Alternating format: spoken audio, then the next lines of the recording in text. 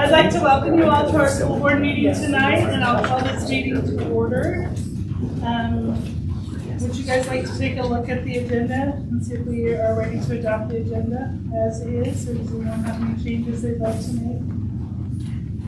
There's a change on the back.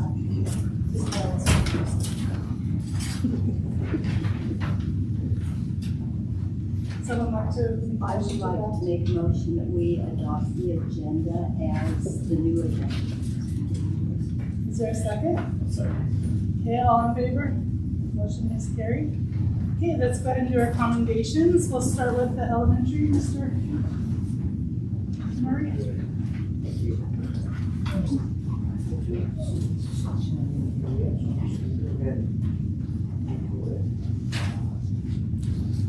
I'd like to start off with our kindergarten through second grade student of the month, and that's Maria Ivana Sedoya. Maria, would you mind coming up?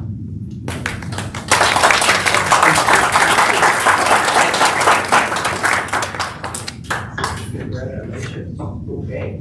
Maria has two teachers in our dual language program, and on the English side, Mrs. Masso says that I can count on Maria to be helpful and do her best. She brings a smile every day and helps me and the other students smile too. And Mr. Mendez on the Spanish side says that I'm grateful for the example Maria sets for her classmates.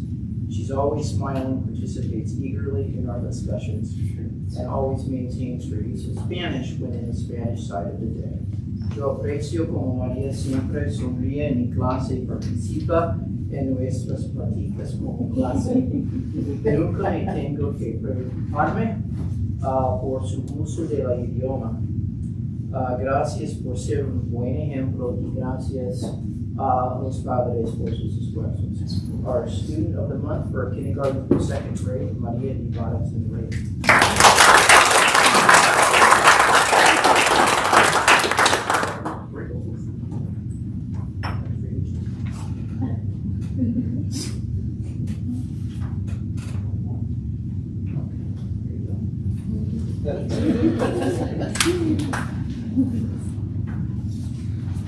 Okay, and our third grade through fifth grade student, Jasmine Melendez.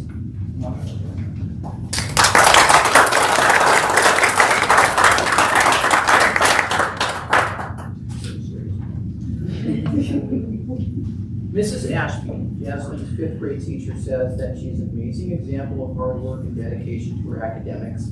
She's attentive, respectful, and self-motivated, responsible, and turns in her daily homework on time. Her work is stellar in detail. Jasmine is deserving of Student of the Month. Thank you for being such an amazing student. And I would like to add, as an administrator, we have an opportunity and really an obligation to go around in all the classrooms frequently and see all the students pretty much on a regular basis. And among them, Jasmine stands out to me as a student who recognizes that what she's in school for, and she takes full opportunity of her responsibilities, and I appreciate her mature approach to her school every day. And also thank you, parents, for doing such a good job. Our third through fifth grade student, Jasmine Melendez.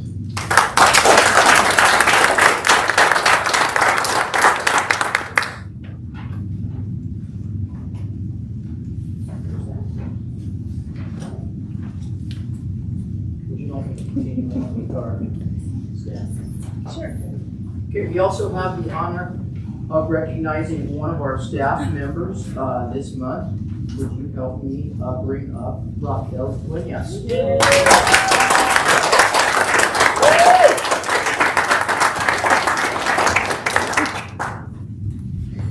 Very deserving. Mrs. Duenas is no stranger to anyone around. That's right. Okay, I wanted to share what a few of our staff members have said about Raquel. Cheryl Esplin, our second grade teacher, says that Raquel looks out for what is best for our students. She goes out of her way to communicate with teachers, find the resources students need. She's invaluable in helping us work with and track our ELL and dual language students. She's willing to jump in and help wherever she's needed. Emily Olson, fifth grade teacher, says, it is with great pleasure that I get to brag on our incredible Raquel Duenas. From the moment I stepped on campus at NES, Raquel has been a mentor, co-worker, and friend. I appreciate every day her level-headedness and her passion for helping our kiddos. She exudes great patience with some of our most challenging students, as well as abundance of love for both students and staff alike. Raquel has held her head high through personal challenges with her family that as a mother, I could never completely wrap my head around. But she does that with such grace and compassion and is so dependable, you might never even be aware of those personal challenges. I enjoy her smile, her laughter, and her sarcasm, and I probably enjoy that the most. She is a gem for us to have on our team. Courtney Berry says, although I don't often get a chance to work with Raquel, anytime I've had a question about projects or a procedure in the school, she's always been there to help me out. She's an incredible person to work with and a great asset to our school. I know without her there, things would not be as smooth or fun. And I'd like to echo those sentiments and add that Raquel brings to our staff the consistency and maturity and clear-sightedness that any team needs for success. And, you know, you can often feel the essence of a place, and I like to think that our school is a stable place for kids. And Raquel, you take a big part in creating that stability.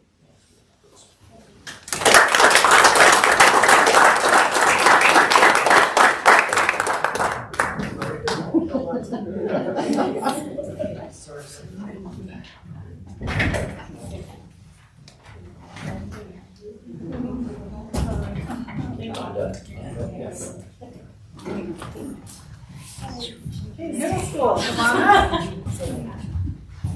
Okay, our middle school student of the month is Haley Hudson.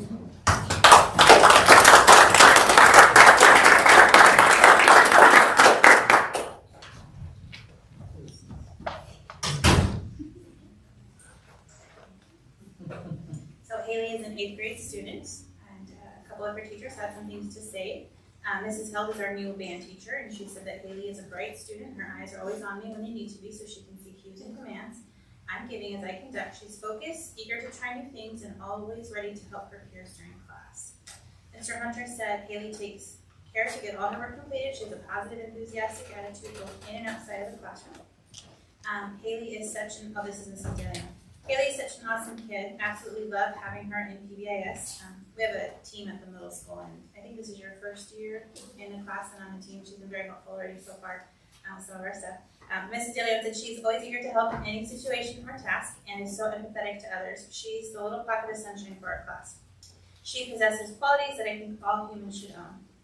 Haley strives to reach her full potential and is committed to always doing her best. She certainly takes responsibility for her own learning and is not shy to seek and take on new challenges. I know that anytime Haley is working on something for PBIS, I can guarantee it gets completed, and she's very dependable. So that was Mrs. DeLeon. Did they say they are simple?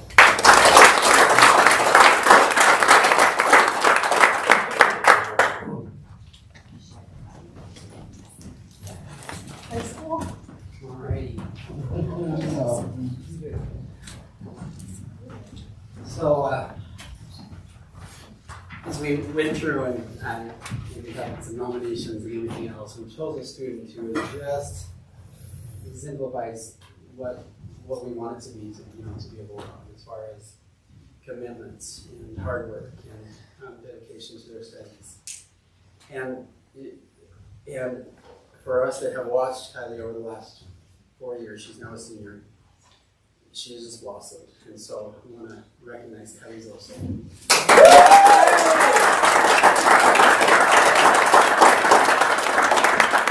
And I'm there. And I'm going to read 4 statements from the teachers. The first from Mrs. Keene. Kylie is a fantastic choice for student of the month as she exemplifies what being a bulldog is. She has overcome challenges over the last 4 years quietly and with dignity. She has learned to advocate for herself and takes her grades very seriously. She works hard and meets her challenges head on. She is meticulous in her work, and I've watched her gain confidence in relationships with her peers and teachers. She often flies under the radar, which I think she prefers.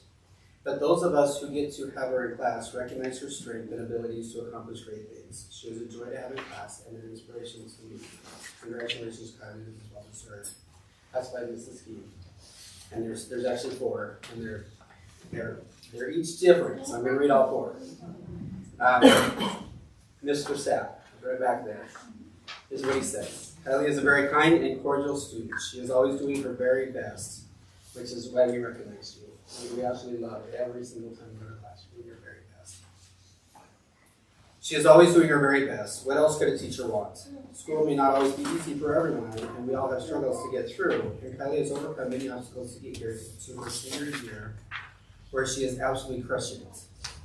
I hope she continues to work hard and improve and has an amazing senior year. Mrs. O'Connor says, Kylie is a great choice for student of the month. She comes to class daily, ready to work, and if she has a question, she is not afraid to ask for clarification. She is always ready with a smile. Kylie, it's a pleasure to work with. Yes, it's easier to smile when you're not put on the spot. And Mrs. Holcomb says, Kylie has come such a long way in her last few years. She is doing great in my rates class this year and really has worked to step out of her comfort zone each and every day. She is taking initiative to become stronger and to really work to improve her overall fitness. I honestly think that at times Kylie thinks I'm crazy, or my workouts are crazy, but it's comforting to see she has trust in me, trust in the process, and trust in herself to work hard every day in weights. I'm excited to see her continue to grow this year. Great job, Kylie. Just, when we thought of all of our students in our school, we were thinking, yeah, we're guilty of all of this. It's an honor to recognize you. If this is the wrong size, come trade it. Okay?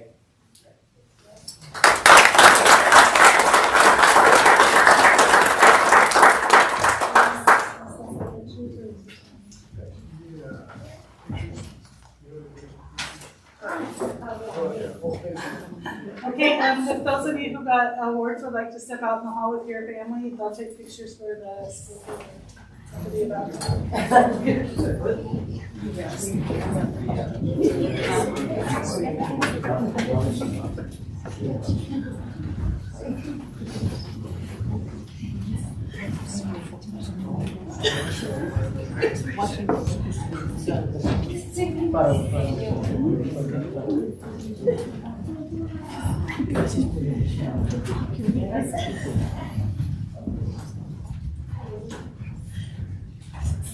Okay, let's have Freddie Rudeau and Gina Creel come visit with us about the food service.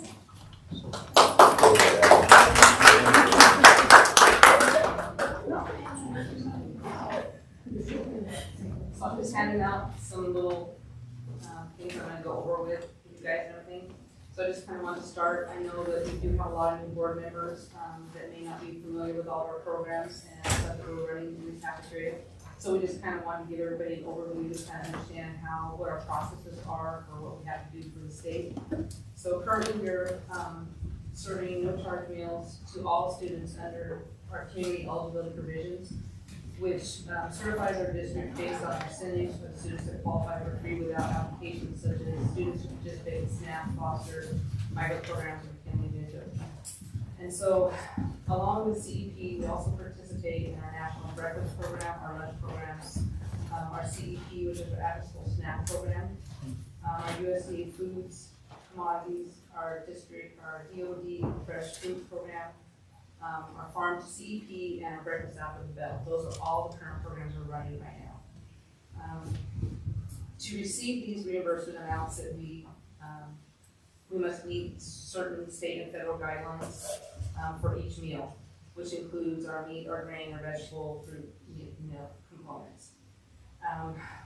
Products must be 51% whole grain, 0 trans fats, low sugars, low sodium. Along with these daily and weekly requirements, we have to do all of these things every single day to meet that requirement for that reimbursement. All food products that we purchase have to have CN statements by either the manufacturer, or our child nutrition label. So all of that stuff, when we do reviews, the state comes in and reviews every product label we have. 2,500 different product labels, and they review all of them. They go through and everything has to meet those standards for the low sodium, the low sugar, and everything. And so a lot of people, there's a big misconception with our food formula products. I know I have had a lot of conversations with parents that have called and said, you're serving my kid a Pop-Tart. And so that is something that the product formulas that you buy in the store are not the same thing that we're purchasing for what we're serving to our students. They have, even like our milk, our True Blue milk, that's something that you can go buy in the store. It is not even the same formula. It has to be a specific formula for schools for us to even serve that to the students. And so there's a lot of the process of what we have to do to put out that meal every day to meet that requirement.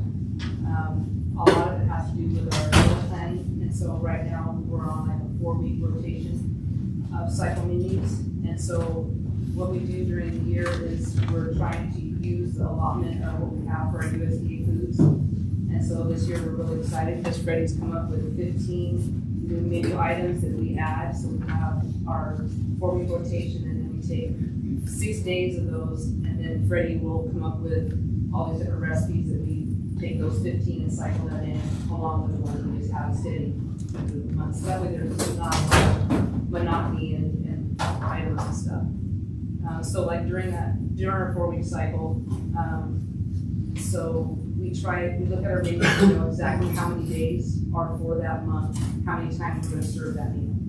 So we look at the meals that we're going to serve for our home cooked meals being the meals that we're going to serve on a 10-day, serve for 10 times during that 180 days for the year.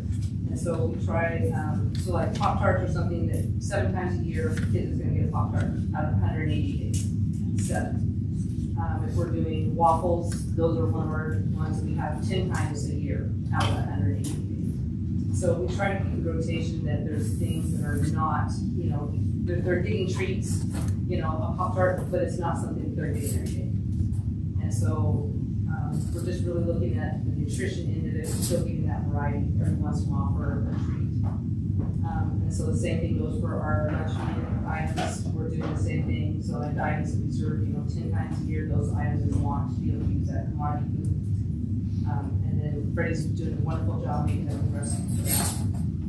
If you guys had any questions, so I put in the charts for showing what we have for requirements for breakfast, for lunch, and snack.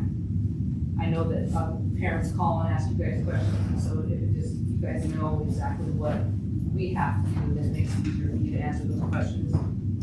Just like on a regular day, for instance, we have all those minimums that we have to meet for every single item. So every student has to have a minimum amount of fruits, minimal amount of vegetables. They have to have so many grains, they have to have so many proteins. And for us to even get that single reimbursement, all those have to be met. And the repercussions of not meeting that can be something as simple as the state come in when they do a review. They can look at and say, you were a half a grain short for the week, and we can be penalized for that. And they have no remorse whatsoever for taking money back from us for not meeting those requirements. So, we've had our 1 year that we got a $10,000, they took $10,000 away from us was because we were lacking a half a grain in a breakfast. And so they took the whole entire month away from us that we had started for the year. So it is really, really tough to meet all the requirements for the state. They are very hard, but me and Freddie look at it as a challenge that we're going to take every day because we want to be able to put out those best meals we can for those kids and give them the best variety. And then the other one I put in there is also for the difference between the Pop-Tarts, for instance, so that way people can kind of see the difference between what the state is looking for, because they have their nutritionists that go through each one of those things and say, these are the things that we feel are important that we need the kids to have: the whole grains, the high fibers, higher protein, lower sodium, all those things. And so your kid can eat a Pop-Tart at school, but it's not what you're going to buy in the store. And so we just want to be able to, you guys know that that's a big difference in what they're having at home versus what they're having at school. And so, and I know another question I've had a lot of parents ask was about carbohydrates. Carbohydrates are usually higher on a lot of our stuff, and that's because we have to have higher fiber. And so that increases your carbs because you're using those whole grains. And so that's another thing that people are like, wow, carbs on this is so much higher, but it's because they're adding that fiber. And it does make a big difference on that. I don't know if you guys have any questions. I just want to give you guys kind of a quick rundown of everything, so. Thank you, Tina, very much. This is really helpful because so many people have asked, you know, they just think that a school lunch is just like, you guys just throw it together, and I know better than that. Yeah. We're putting out 300,000 meals a year. And we do that with 8 staff members. And so it is an everyday thing to make sure every production record, everything is perfect. So when we have those reviews from the state, that we're in compliance, so we don't get anything taken away from our program, because we feel it's very important to have all that money there to make sure we can do the best for our kids. So, Brittany, have anything to say? No, you know, as a chef, it's quite difficult for me to not do what I want. And so when I came here and she gave me all these things, I was like, what can I use? And then she went through the list with me and all those things. So those things I understand. And so we're gonna have parents that complain a little bit about certain things in the food, but I'm taking what we have and what the USDA have us to use and creating from that. Now that's my chef mind that I can do, is create meals from it. And one day I want to do, I don't know, maybe about 7 high school meals, the new ones, so you guys can see. You know, oh, at any time you want to come over, that's great also. All right, thank you. Thank you for your hard work. Thank you. Okay, Mr. Rodriguez, Scott Rodriguez.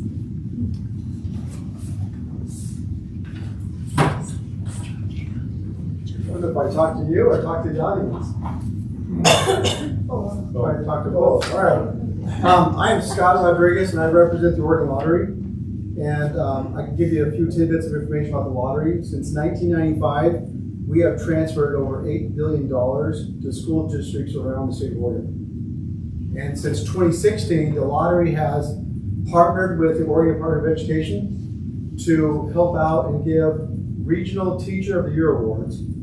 And 3 years ago, we made 18 regions to hand out more awards to more teachers. But it's an honor tonight to give you the idea that Mr. Ken Dickey has won the Malheur Regional Teacher of the Year Award.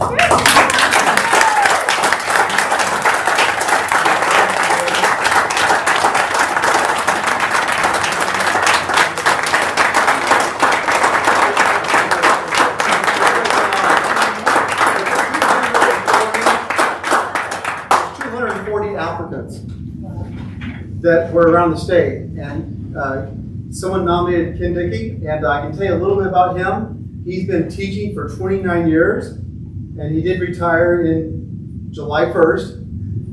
The last 4 years, he has helped out with the migrant program in the summertime, which is a nice commitment. And I can tell you, since he started in '93, he has been in charge of the high school SMILE program, which is a science, math, investigative learning experience. And on a personal note, I can tell you my little brother had him as a teacher, and in SMILE. And my wife had him as a teacher as well. And she also taught with him a couple of years here at Nyssa. And my twin boys had him in science. And I can tell you that my boys love science because of Mr. Dickey.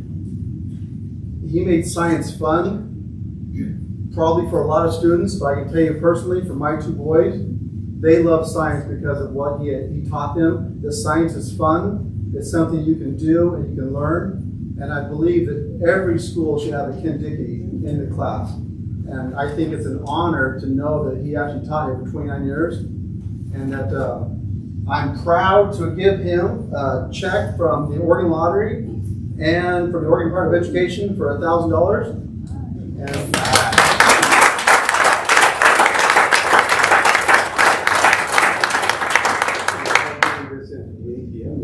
He got one thing, I'll take care of it for you. and he drove a long way to come get this check. But anyway, it's congratulations. That is yours, and thank you for your time. And that banner is like yours for the school. Yeah, so again, thank you. Yeah, I was going to show you this. We very glad to place a banner. So you can't be forgotten. So Mr. Jack, we're going to figure out where we're going to hang this. That can be displayed in the school, so you guys know that he was a teacher regional winner of the year.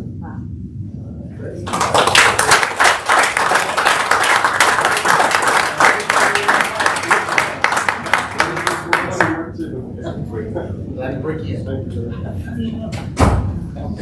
Take that and send it out.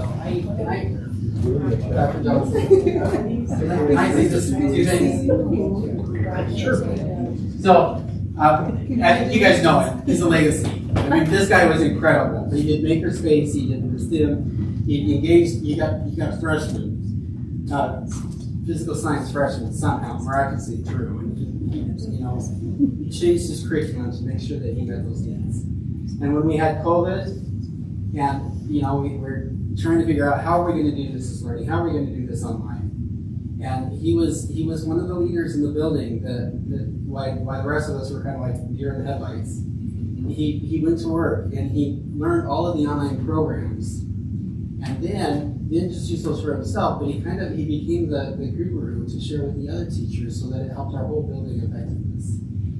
And the National Honor Society, he took kids to Bruno standings, and I could go on and on and on, but he's the real thing. He is so deserving of this, and so I just want to echo. It does my heart good to see him receive this award, and I wanted to share that. Can you wrap the periodic table for us?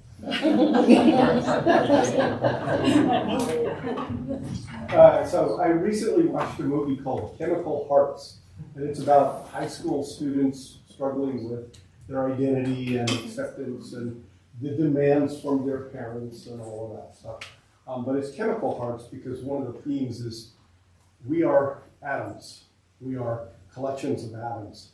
And the implication everybody takes from that is we are just atoms. We are just a collection of atoms, which means there's no point in trying. There's no point in aspiring. There's no point in caring about others because atoms don't have consciousness. They don't have drives. They don't have compassion.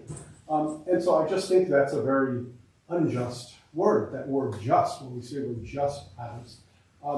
So I want to say, if we are concerned about others, and we are, that's what's so great about the community of Nyssa. If we want to better ourselves, if we want to make the world a better place by starting by making ourselves better, and then doing that in a way that's supportive of our community, well, then we are just. We are being just. We are behaving justly. And so we are just atoms. Anyway, I had to come back.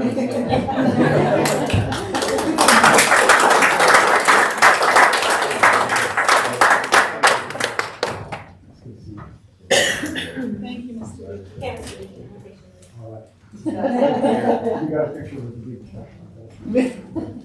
Just give it to the Okay, next we have the superintendent's report, Dr. Johnson. And also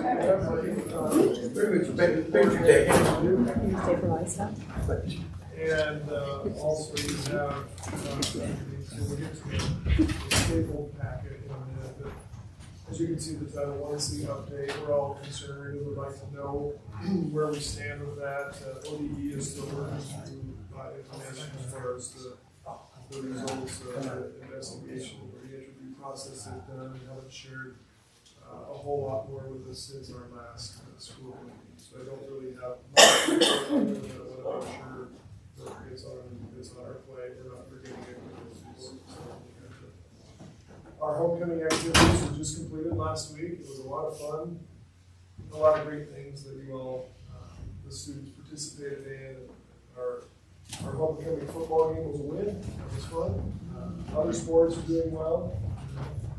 I was speaking to one of my boys' soccer players. He was a little bummed that they haven't won a game, but they're really close.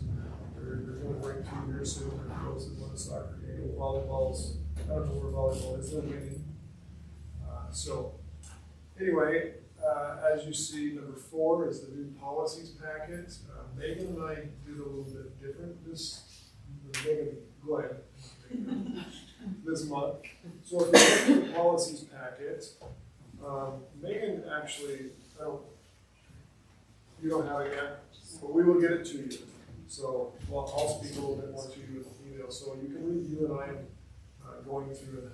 Megan has highlighted in yellow some of the things that we want to look at on the parts that you'll see in the email. So number 5, the TVT update. So Treasure Valley Tech. I know this has been a goal of mine as a superintendent to try to focus more on the CTE programs in our school district as well. So we have a lot of names that we use. We have CTE, which is Career and Technical Education. We have P2P, which is Poverty to Prosperity. And we have TVT, which is Treasure Valley Tech. All 3 of those acronyms are referring to very similar things. It's all the same focus of what programs do we have in our school district that are certifying students for when they graduate from high school to be ready for the world of work.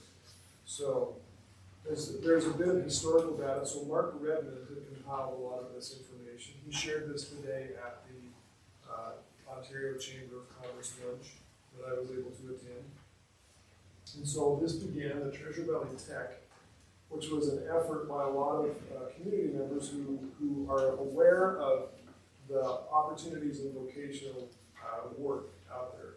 You can see we began with welding. That was really the only technical education that we began with. So that's on page 2, and you can see 2013 through 14. At the bottom, you can see how many certifications there were in that first year.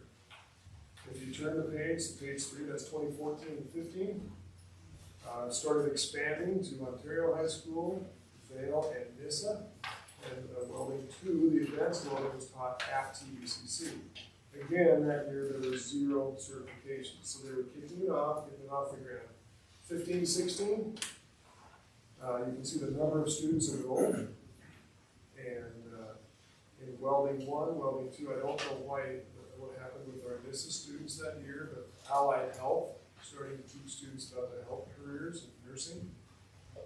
We had actually 8 certifications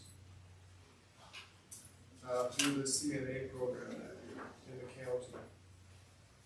16, 17, it starts expanding. You can see 18 certifications. 17, 18. This is a historical thing. There will be a little bit of time for you to look through this. If you have questions, you can certainly call me. But if you turn to the page where it says 2019-20, so that was my first year as superintendent. And often the board would ask me, what's happening with TBT? The previous board, some of you are part of that previous board, and I'm like, I'm learning, I'm getting my head around what's happening here. But this is really helpful information to see what is happening. As you remember, March of 2020 was COVID. And so in that year, the very bottom of that graph, of the 2019-2020 graph, there were 0 certifications due to COVID. It shut everything down. The following year, 2020 through 21, we started trying to get kids back. TVT or CTE isn't hands-on. It's completely hands-on. I mean, obviously you do a lot of learning, classroom and book learning, but you have to practice. And there were some certifications there.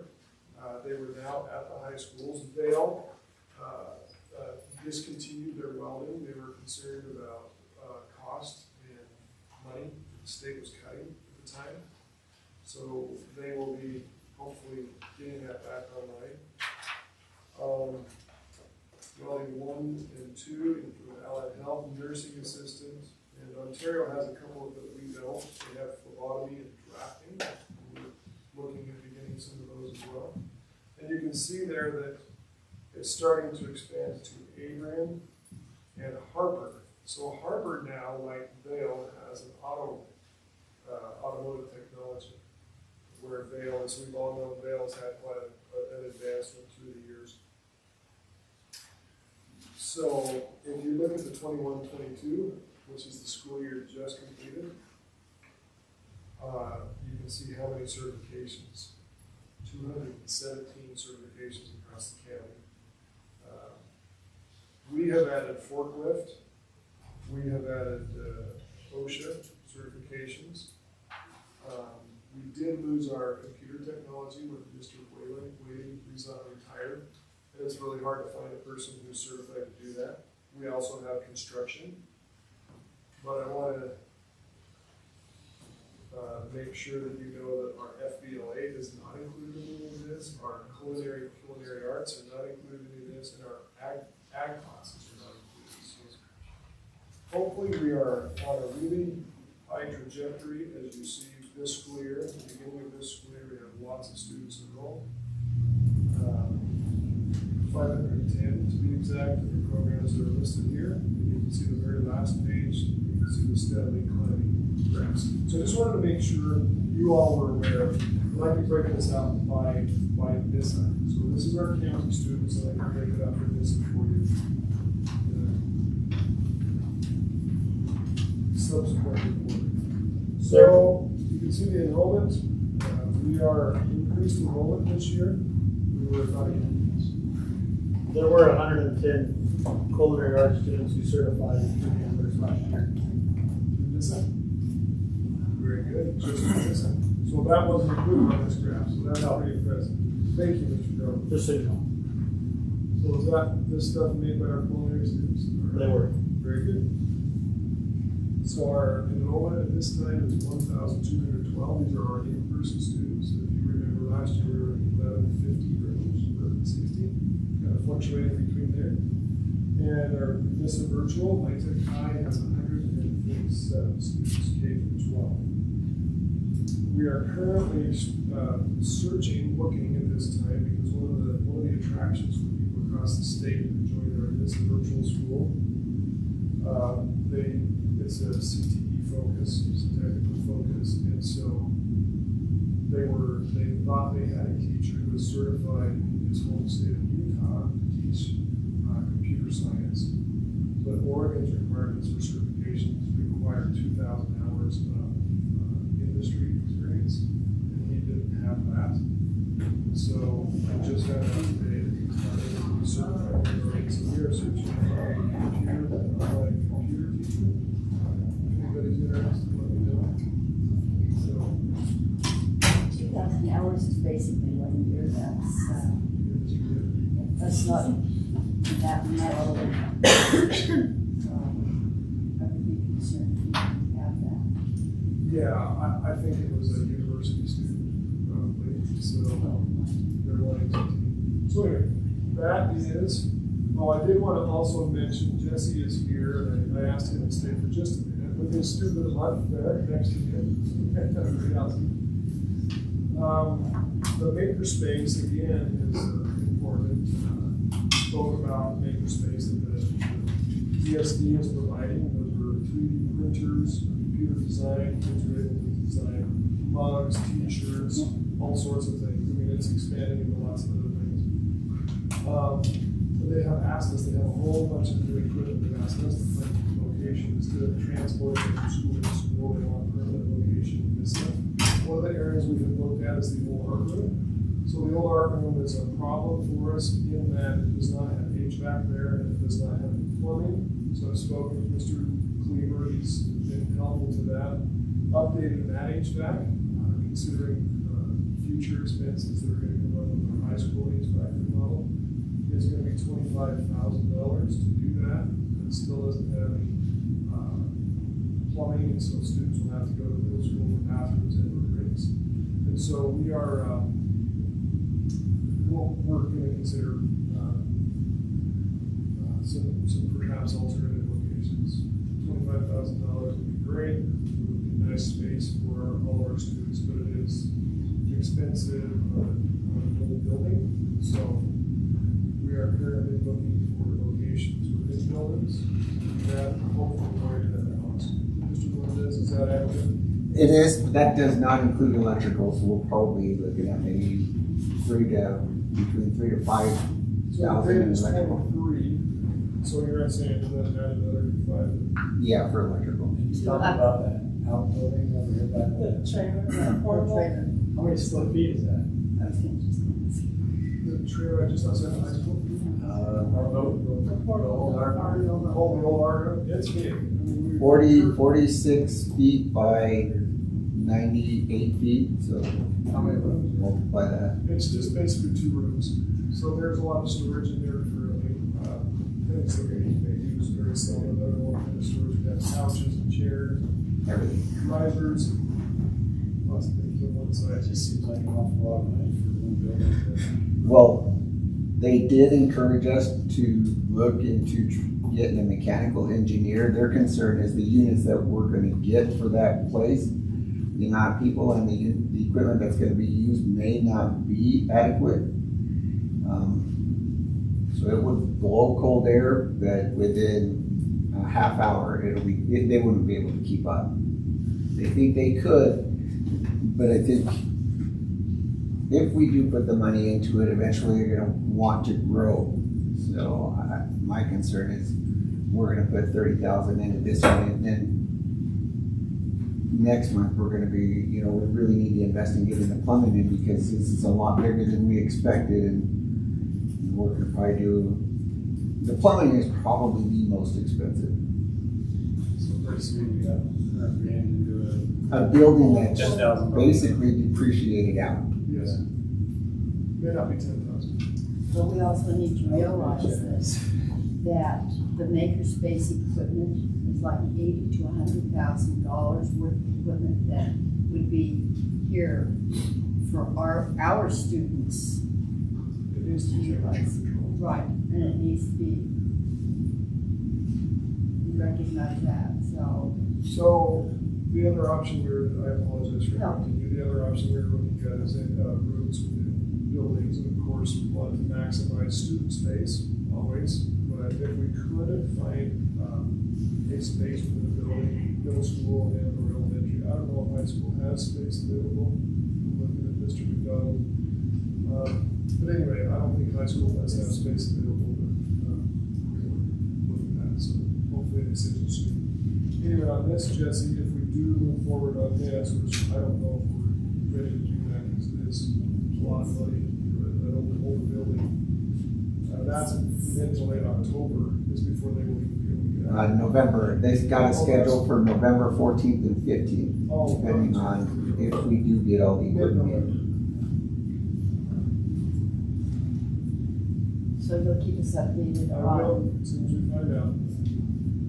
whenever, I would need to lose out on that much We do need to have that. free equipment. Yes, so we do need to have it here for our students to be able to have access. We want it to be good for students, where they have access to bathrooms, good for teachers, good for the equipment. So anyway, that's where we are with that, and that is my thing.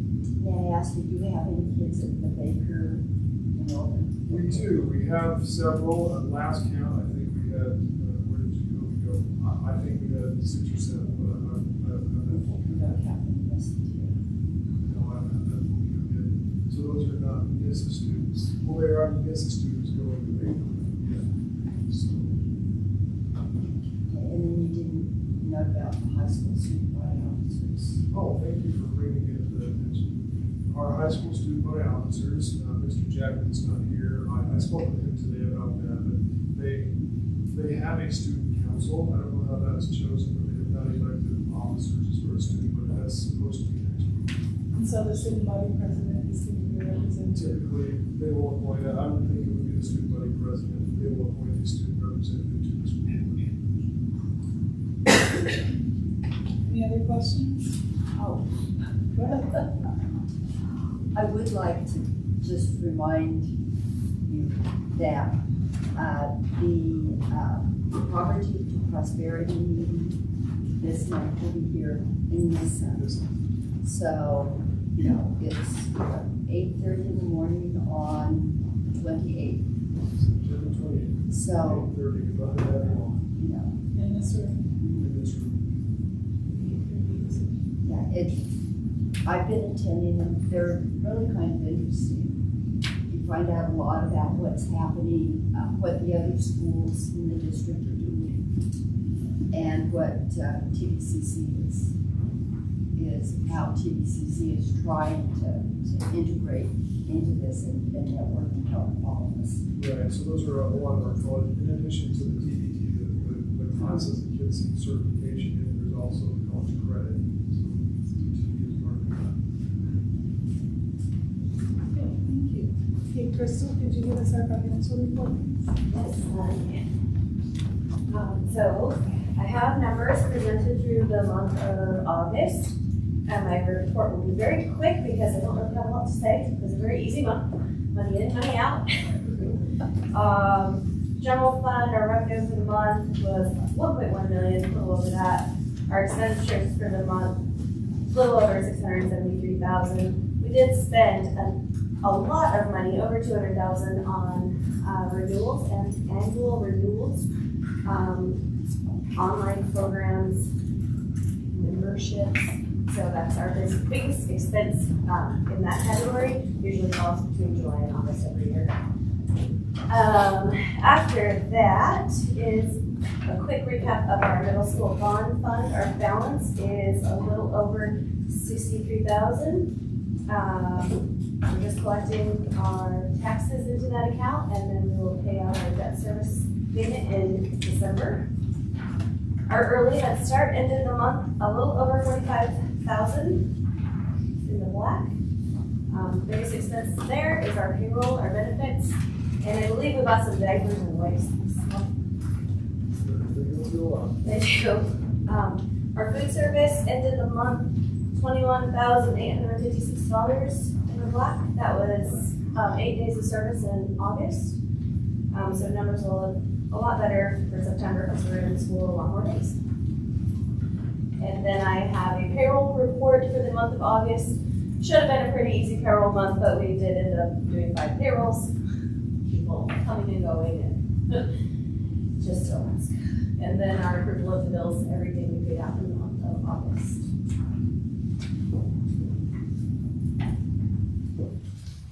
Any questions? Very simple, just right. No, thank you, Crystal.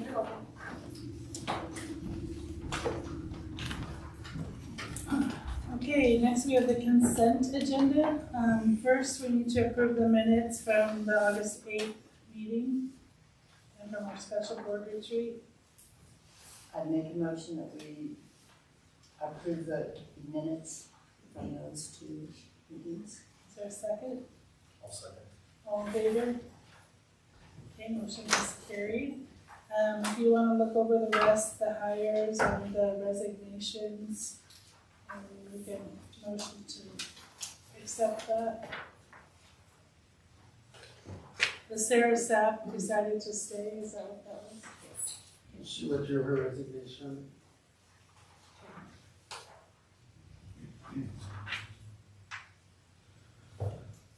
Somebody want to make a motion to accept that? I would make a motion that we accept the consent agenda. Is there a second? I'll second. All in favor? Okay, motion is carried. There is no old business, so we can move on to the new business. The first thing, on 9A is the vacant lot that we were gifted. And we need to decide what we want to do with that. Do you want to talk about that, Mr.?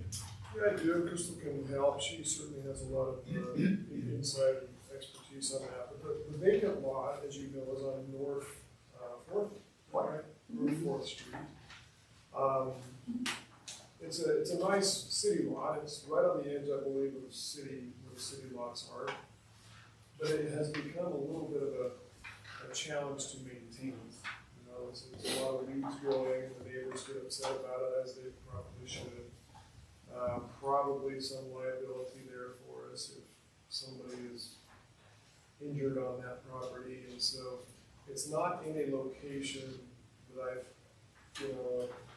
I don't know, the board has a lot of things to consider. I mean, there's the sale of it, there's a land swap, if there's anything we're interested in, I don't know how to point that out, but to me, I am recommending the sale of the property just because it's a challenge to maintain. It's not in a location that would be beneficial. Are we paying taxes on it also? Yes.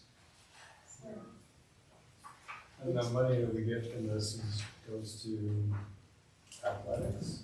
Yes, first, Crystal has some. Yes, specific- so Kids the that can't? The will that Mrs. Ewing left, it specifically says that this said gift, referring to the lot, is to be used to assist economically disadvantaged students so that they may participate in the pay-to-play sport programs. So just a lot like her IRA that she gifted the district.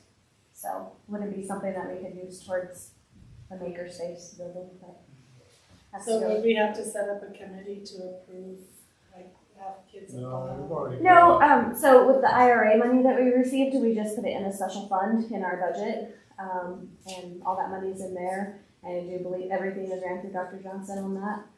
We certainly would be willing to have a committee if people want to help with that, just a board, I mean, it's a board committee really on expenditure. But we can basically just add this to what we've got from her IRA. Correct. And so how does the child get the money, like, that can't afford the new basketball shoes or? Yeah, because that's a lot what it is. It's, well, in the will, I believe it says pay to play sports, but pay to play means you have to have the right equipment. So, like you say, is that part of it, right? I, up to this point, have made some of the decisions, but I thought, well, I don't know if I feel completely comfortable being the only decision maker on what that means, right? I would certainly welcome board members to weigh in on that with me here to consider when we advertise, we want to, so I look at Mr. Cleaver, he and his wife are in charge of the youth sports in this community, and so I think they're. My wife, man, I'm just I was gonna say, yeah, by default, you're part of this. But even coaches could approach you and say, I've got a kid that needs help. And I would hope that coaches would approach. Do they They all know it's know? available. Well, they do and they don't, so we haven't advertised it well enough, so we're gonna continue to do that with our principals, Mr. Tell your wife it's available. I think she would like to approach it obviously for different stuff. I know we've been doing some fundraising, but there's definitely some things that are larger expenses for kids, right? That they have to pay. For sure. Football, obviously, they pay quite a bit for that, but then helmet maintenance, and that's really expensive for the program in order to do it. I don't know if that could be part of it. But it is a pay-to-play sport that money was. Well, it's not just high school, middle school, it's our elementary. Student. The other thing we would really like to do, I guess, not to get on this as a community, is do some park refurbishing so we can use the fields at the park for the athletics throughout town, rather than, obviously, baseball and softball exclusively use the high school and the middle school fields this last spring because I didn't spend the time at the parks. That's really what it came down to at one time. It's the same thing, they were adequately maintained. They weren't adequately maintained field use, so it'd be like purchasing diamond dust or whatever, just skin them and get those to the city to do that. Kind of as part of the rec department, would be one of my goals for the next 2 years. It does sound like we need to do. It'll be spectacular. Certainly. some Did you have a considerations. question? No, I was just gonna tell you, I think most students all know if they can't afford it, they just need to go talk to the athletic director. I don't think they know where the money comes from. I think it's pretty well known that if you can't afford it, you can go talk to the street. I hope so. I know we've bought shoes for kids, we've wrestling shoes, football cleats, I mean, I think the kids know. Yes, sir. Okay, so do we need to decide if we wanna sell it or keep it or? Okay, somebody wanna make a motion to maybe sell it a lot? How are we gonna know how much it's worth? I mean, this, because the information here is like 3 years old. Yeah. The only information I had is what I provided to the board retreat. We And need that to was, talk to a realtor or? yeah. So what we'll have to do is we'll have to put out an RFP, a request for proposal, and realtors will have to bid, and then we'll have to select a realtor. Can't just pick somebody. So we have to go through that process first. We've been working on one. I just didn't know if we're gonna move forward, then I'll finish Board it. needs to decide. So do you wanna make a motion to sell a lot? Has anyone has Okay, so an objection? I'll make a motion, we get what we need to in order to sell. I'll say that. All in favor? Okay. So you'll take care of. So I'll finish the RFP and send it to Mr. Johnson, and then we'll get it posted publicly, so everyone knows and whoever wants to submit their bids. And then just move them from there, because then someone will list it and. Yeah, because there's no sense paying taxes on it. Having to have Jesse keep up the leads. Right. Okay, let's go into the English Learners in Oregon annual report. So do you all have that, found that in your packet? I didn't get a packet. Oh, what? I didn't get a packet in the mail. Oh, no. So I don't know if we, if you've had a chance to look through this, but it's a requirement from the state of Oregon to publish it to our school board and our community, and we will be placing this on the website. There's a lot of interesting information here about English language learner students across the state of Oregon. And so if you look through that, I just wanted to highlight just a couple of pages because it's a lot to look through. On page 12, Donnie, what page you share with Susan about her look? On page 12, as you see, Nyssa is the smallest. We are the smallest of all the schools listed here. Of the numbers of ELL students, we have 336. Milton Freewater has 396. But if you look at our percentage, I mean, we are 29%, one of the highest percentages in the state. So, and then I wanted to draw attention to page 15. If you look at the most prevalent home languages among current English language learners, so Nyssa has traditionally been Spanish speaking. The Spanish is the first language, but if you look, that's very much of the 41,000 students, nearly 41,000 students across the state, is still the number one foreign language spoken across the state. But as you can see, there's a lot of other languages: Russian, Vietnamese, Chinese, Arabic, Chuckese. Who knows where the Chuck Islands are? Chuck Islands, near Marshall Islands in the South Pacific. Actually, we're closer to Australia than they are us. Somali, and some Mayan languages. So that is one of the things that we're starting to see in Oregon as a trend. Starting to see some of the, most people don't know that Mexico, Spanish is a second language for a lot of students in Mexico as well as some of the Central American families that are starting to come. They speak different, and it's not just a few Mayan languages, it's quite a varied amount. So, and then just wanted to, I think those are the highlights of what you can see. There's some on track to graduate data beginning on page 25. 26 is our 4-year graduation rates for English language learners. Important for us to know. These are not specific to Nyssa, so we compile our own data and we'll have that. Is there any questions, any thoughts? Any of you that are So you're going to compile our Nyssa data so that we can compare it to the statewide data? Yeah, I'd like to see that. So, all right, so is there anything you want to say about the report? Yeah, there's where this report is, there's a breakdown where you can the drop down and you can see and compare our state to school districts across the state. So it's live linked. How many we have and how many former, all that stuff. But that's very good. Where can I go to see that? So it's already on the website, the link to it, and then there's a link to this report, and underneath that, there's a link to, it looks like an Excel spreadsheet. I will email that to you. So you can, But the data's on our website. It's already there. Thank you. Okay, thank you. C is the OSBA Board of Director nominations. May I make a statement? Please do. I spoke to our current OSBA representative, Chris Cronin, she's up in the John Day area. And she told me that she has submitted everything to run for re-election. She is very good and has done, I think, a lot to represent us and has done a very good job.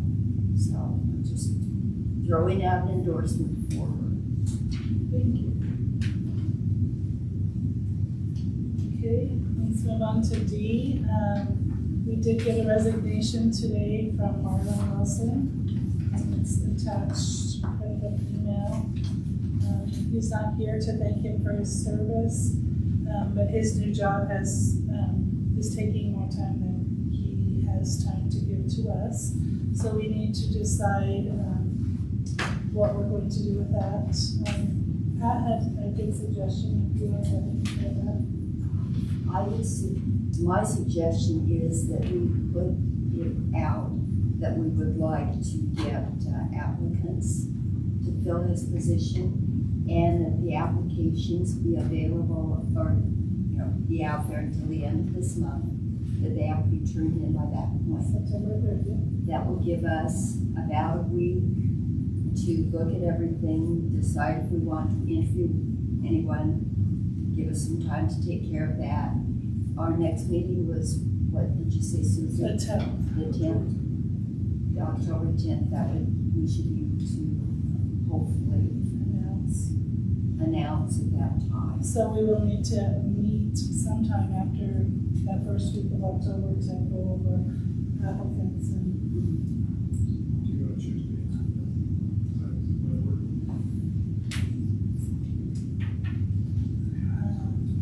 I don't know what works best for you guys. October 10th is a Monday, and that's our next board meeting. We want to have it done with it. About the Monday before, do we want to meet and go over the applications? And the Monday before is what? October 3rd. We could, depending on how many applications we have, kind of narrow it down and then maybe set up some interviews earlier in that week or something. No, I'm here because Oh. Is it here? no, it's in Fayette. October 4th? Third. So do we, how about the, Yes. The 4th how about the 4th? is works for Tuesday? That work for it? So that's me, October 4th, meet here at 7, is that okay? 7 to go over applicants.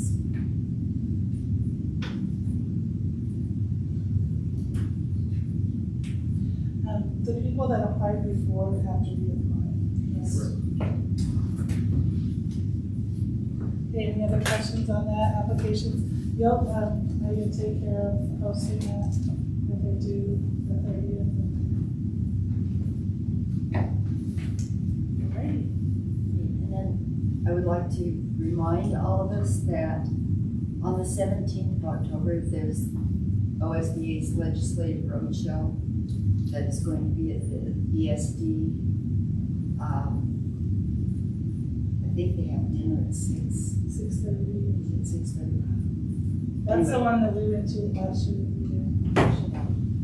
So, and they promise that it's going to be a little different this year. So, you should see. And also, the OSBA convention is November 11th and 12th in Portland. Just throwing those dates out for you. So if you are interested in attending, some of you have already indicated that you're interested. So, I will tell you that having attended the summer conference, it was very good. It looks like the speakers that they have are going to be very, very knowledgeable and provide a lot of information to us. Okay, thank you for those. Okay, the board study on the policy updates, Mr. Johnson? Yeah, so we have, Megan just emailed you today, all of the board in the packet, so, I typically don't have Megan speak, she can speak if she wants, but she and I decided to make it this month where she had attended an OSBA training where with a lot of other board secretaries, and they were sharing things that they had done that worked for them, so we decided to try it this month where she highlights all of the bracketed material yellow, and then I will go through and make suggestions, so we'll email that all out to you, my suggestions in the next few days. And then you first reading will be next month. Can we also pick up a hard copy. I do better with hard copies. We'll send those, yeah, Megan. We'll send those. Or I can combine it. Yeah. It's just a lot of paper until he gets what he's going to write on there. I planned on making you all hard copies that way. If I do every step, it's a lot. So, and hopefully we'll have them so we can do first reading next week. That would be for sure. If it's real thick, you don't have to rush. It's pretty thick. There's about 32. Yeah, this is it right here. That is what you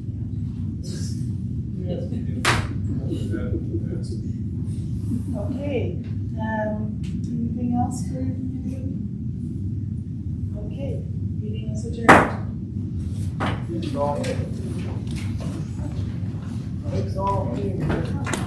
Crystal, thank you for being our technology.